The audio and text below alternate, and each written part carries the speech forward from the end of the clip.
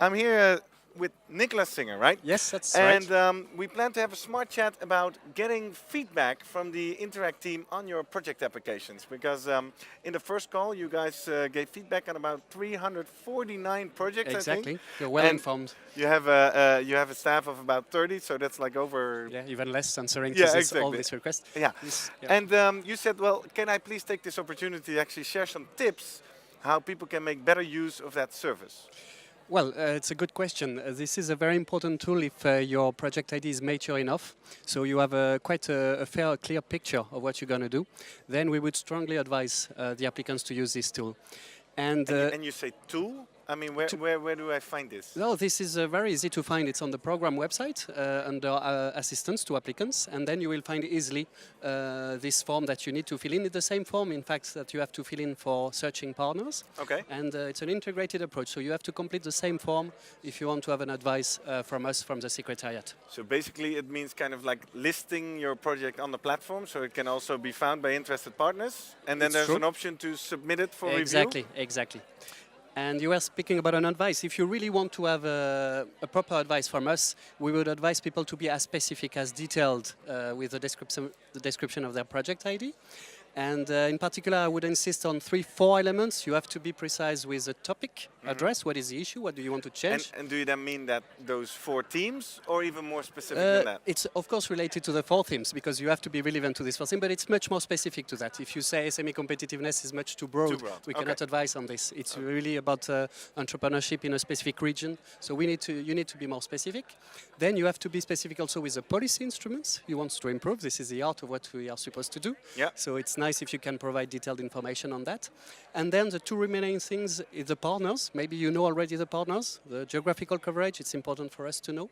And the last thing is the kind of activities you'd like to propose to the program so we can really react whether they are relevant. And 2 things pop up when I hear you say all this. I can imagine I ask for feedback when I'm uncertain about my group of partners. So in that sense, it would be incomplete, right? Is that a problem? The nice thing with the project ID feedback is that you will have an answer on different issues of the program. If you have just a question on the issue addressed, the topic you're not sure, I would advise not to use this form. Okay. You can simply call us. Okay, You just can- go direct, Yeah, email you or can call. participate. Every Friday morning, we have a live QA session. Similar on to this, right? A bit similar. So Yeah. maybe the easiest is to ask there. You use a project ID feedback where you are a bit more advanced. And then that's the reason why I'm mentioning this different aspect of the project, because you could have quite a deep insight in our advice in what we're going to say on the different features of the project idea. Okay, so I have quite an advanced and mature project, as you say. I have filled out all the Sections. forms very concrete and precise. Yeah. And now I get a response from Interact Europe saying, looks all good. Perfect. What is the status of this advice? Does this mean my project will be approved? Never. Oh. We are extremely careful. You may not know, but we are extremely careful in our feedback. So we will never say, perfect, you will be approved. This is a first insight, and it's still a 2-page document. It's nothing very difficult to produce. So we would be extremely cautious in our answer, but at least it gives you an idea on the potential of your project ID to the program. And most of the time, even if it's good, we will find some recommendation. Be careful to this aspect. Be careful to the Because geographical you guys coverage. have reviewed more than 340 Yes, projects, and right? you can always improve.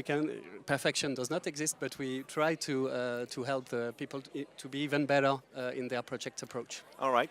Now, we have quite a few people live. Obviously, Yes. this thing is recorded and will go Yes, of viral course, on the can internet, our little talk here.